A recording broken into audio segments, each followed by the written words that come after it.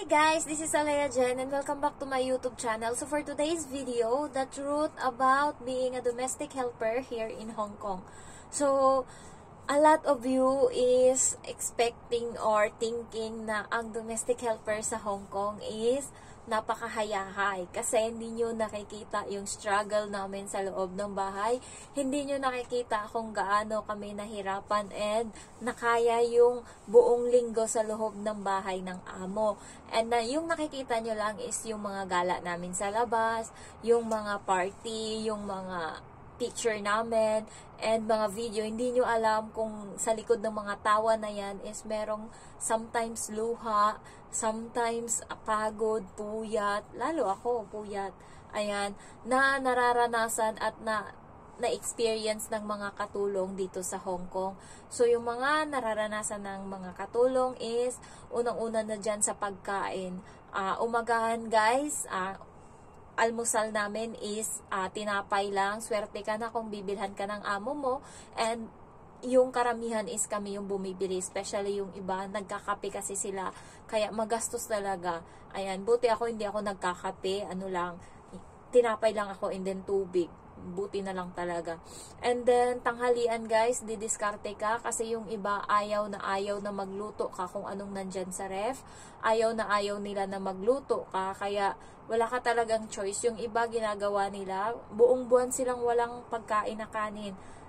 Ginagawa nila guys is yung tinapay na pang-almusal, kinakain nila yon sa tanghali na mga alas 11 para pagdating ng mga alas 12, alauna, alas 2 hindi sila magugutom. Kaya tiis-tiis talaga. Ayan, swerte mo na dito pag maalwan yung amo mo sa pagkain, especially yung mga western people.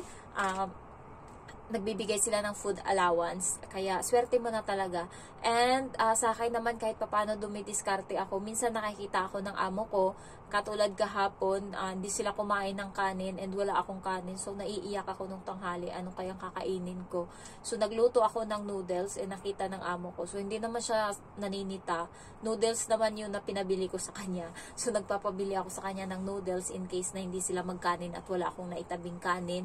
And then, meron din akong cup noodles doon para in case and tinapay.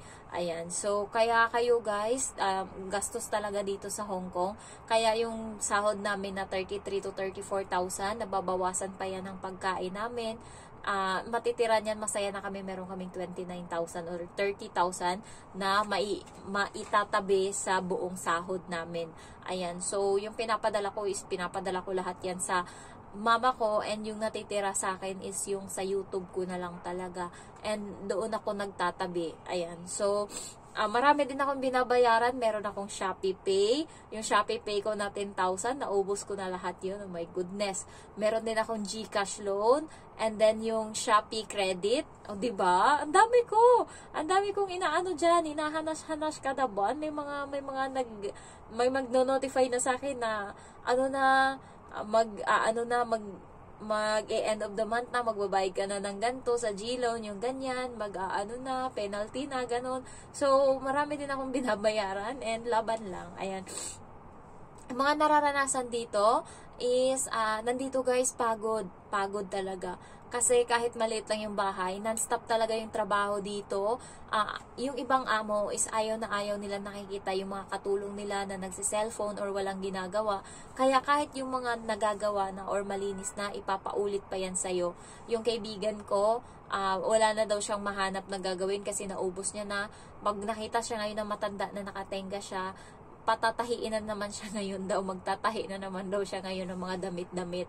Ako naman kahapon, ewan ko, pumunta yung amo ko doon sa kusina, and sakto yung kaibigan ko nagpapa-Gcash ng pera, istorbo talaga.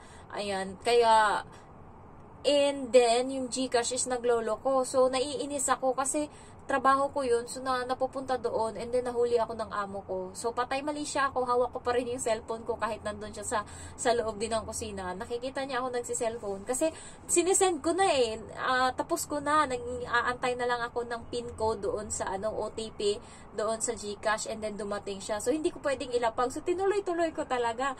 And nandyan siya. And then, umalis lang siya. Wala naman siyang sinabi. So, nakikita niya na akong nagsi-cellphone, and alam niya naman na nasa kusina talaga yung cellphone cellphone ko nilalagay. And yung CCTV nandun naman. So, basta, ang ginagawa ko naman yung trabaho ko. Hindi naman siya nagko-comment, wala naman siyang sinabi. And simula dumating ako dito, hindi niya naman ako sinabihan na bawal mag-cellphone. Kasi nga, siya nagte-text din yan siya sa cellphone ko. Nagtatanong siya kung ano yung mga wala sa bahay. Ayan. And siguro nakikita niya din na ano naman kasi yung akin. Kapag oras ng trabaho, pero minsan naano ko talaga pag may chine-check ako sa cellphone, pero ilalapag ko kaagad yan, and magtatrabaho ako ng balik. And hindi naman ako grabe na dot, tas tawag ng tawag dyan, naka-duty. So, hindi ako ganun. And yung cellphone ko nasa kusina lang yan, hindi ko yan bit-bit kahit saan, kasi yung mga bulsa ko is ano lang ba, hindi, mabigat din kasi tong cellphone ko, kaya hindi pwede siyang isuk-suk-suk kahit saan. Ayan. And then, sa tulog talaga guys, pagudan talaga dito. Natutulog yung iba is natatapos yung trabaho nila alas 12 na ng madaling araw, and gising sila alas 6. Ayan, so ako kapag Friday ganyan ako. Natatapos ako minsan alas 12:30, tapos ayan, tutulog ako kasi iniisip ko day off ko. Kahit hindi ko sinet yung alarm, pagka dating ng alas 7 or alas 6, gising na ako. So, dapat, diba, dapat mahaba yung tulog mo. Pero dahil nasanay na yung mata mo na gumising ng maaga, kahit gusto mo pang matulog, wala na. Gising na talaga yung mata mo. And na-thankful ako ngayon kasi lumabas yung amo ko. Kala ko pag uwi ko nandito sila. Umuwi kasi ako alas 12 ngayong tanghali. And akala ko nandito sila kasi wala naman akong gagawin sa labas. Kumain lang ako, hindi nagbili-bili.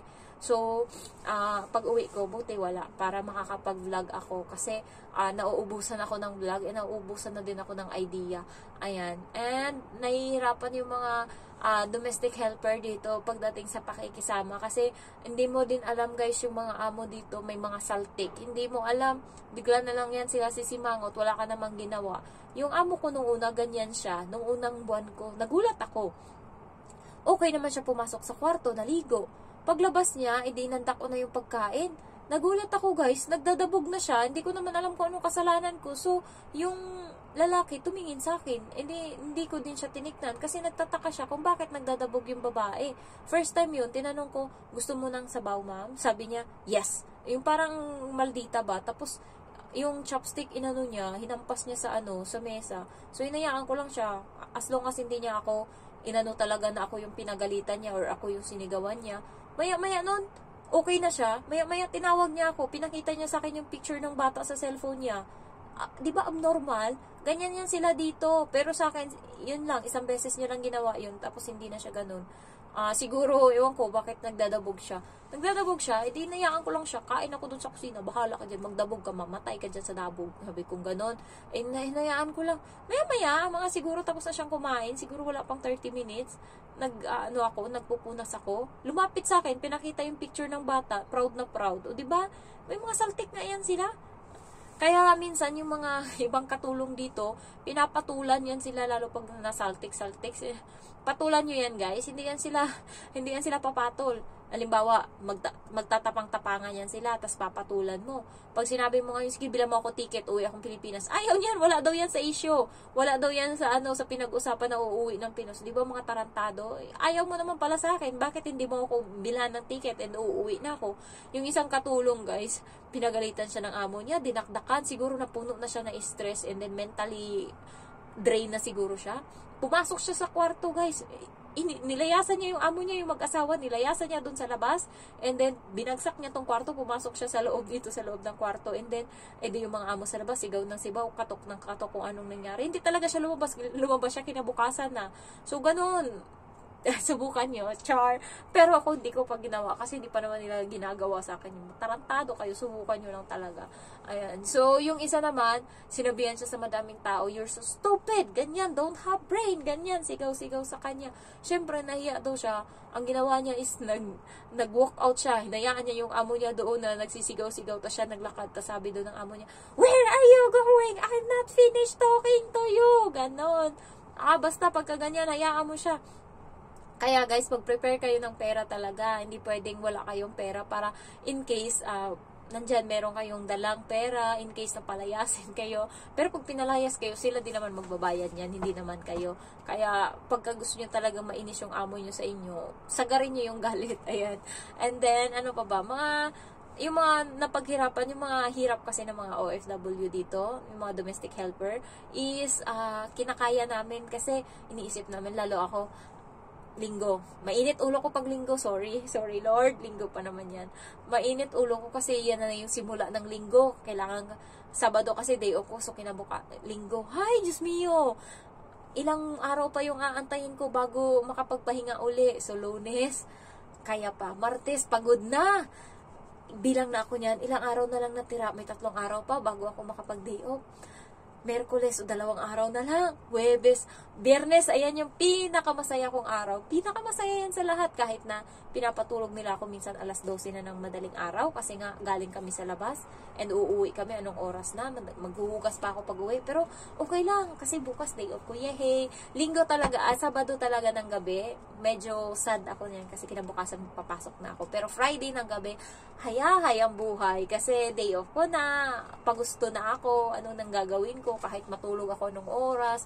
Tapos meron ako dyang Tupperware sa loob ng kwarto na may mga cheese curl. Kakainin ko yan sa Friday ng gabi. Ayan, magmumukbang ako dyan sa taas. Manunood ako ng mga video. Ayan, mag-i-edit ako ng kung ano-ano. So, ganyan yung mga ginagawa ko kapag araw ng day off ko. Before ng day off ko. And then Sabado, gigising ako niyan mga 8:30. Ayan. So, yung hirap talaga namin dito is kaya naman. As long as isipin mo, sahod na. Hayahay, sahod na. Ayan, so binibilang ko guys, meron na lang akong 12 days bago sahod. Kaya, okay na ako. Malaki-laki mapapadala ko ngayon sa pamilya ko, 40,000. Ayan. Kasi, sasahuran namin ng, paluwagan. And then, yung papadala ko is 30,000 plus sahod ko sa paluwagan. So, meron pa. And then, sasahod din ako sa YouTube ngayong 22 next week. Kasi, parang ilang days na lang 22 na. So, sasahod ako. So, kahit papaano, malaking tulong din yun. Ayan. So, ayun lang guys. Yung mga gustong mag-abroad, pumunta dito. Prepare nyo na sa sarili nyo na pagdating dito, discrimination mararanasan nyo sa amo nyo and sa labas. Alam nyo na, ilagay nyo na sa utak nyo na katulong kayo dito. Hindi pwedeng mag-inarte. Ayan. So, discrimination sa loob ng bahay is yung mga gamit nila, hindi mo pwedeng gamitin. Especially yung mga plato-plato nila dyan, bawal. You have your own chopstick also. And then tasa. And then nakabukod yung lagayan mo. And also yung, lalo sa akin, nakabukod yung mga labahan ko. Bawal ako gumamit ng washing. Pero okay lang. Pero masakit talaga sa likod. Ginagawa ko, diskarte talaga. Pag time na ng bata na maglaba, pasok ko yung mga damit na mga hindi nag-fade. Ayan, ginagawa ko yun para makadiskarte. Kasi pag di ka didiskarte, guys, sakit ng likod mo maglaba. Ayan, kaya kailangan talaga utak-utak dito. Hindi tayo tatagal dito. So, gusto ko pa mag-renew. Diyos ko, mag-menopause na talaga ako bago umuwi. Kasi, ngayong 2 years ko, tinatansya ko na yan, yung matitira sa akin dyan. Kasi, nagpapagawa akong bahay ngayon. So, matatapos yun siya. 1 year na sahod ko yung total nun, equivalent. And 1 year na na kontrataan na ko doon napunta. And sa next is yung mga appliances and then finishing sa bahay, mga kulay-kulay, kung ano-ano, appliances and then mga cabinet, kama. So, susunod na taon, ayun na yung para sa sarili ko. Kaya iniisip ko, 3 years ako dito and gusto ko sana i-surprise yung mama ko sa birthday niya or sa Pasko. Diyan lang naman yung choices ko na mag-break ako ng contract. And ayoko munang umuwi guys. Pag natapos ko yung 2 years, hindi ako uuwi. Kasi alam ko pag umuwi ako, hindi na ako babalik dito. Ayoko nang bumalik kasi ayoko na. Kaya ayokong umuwi kasi alam ko sa sarili ko na kapag umuwi ako, hindi na talaga ako babalik dito. Kaya susulitin ko na habang nandito pa ako kasi hindi ko na silang kayang iwan pagka umalis uli ako. Kaya sulitin ko yung 3 years siguro mahigit yung gusto kong contract dito. 3 years. Hay! Diyos ko, tuyo na talaga yung ko pag uwi ko, Diyos mio. Ayan, kaya kailangan mabuntis talaga ako bago umuwi. Char, magpabuntis talaga. Char. Char uli. Ayan. So, ayun lang guys. If you're new to my channel, don't forget to like, to comment, and then to subscribe. Thank you so much for watching. Bye-bye.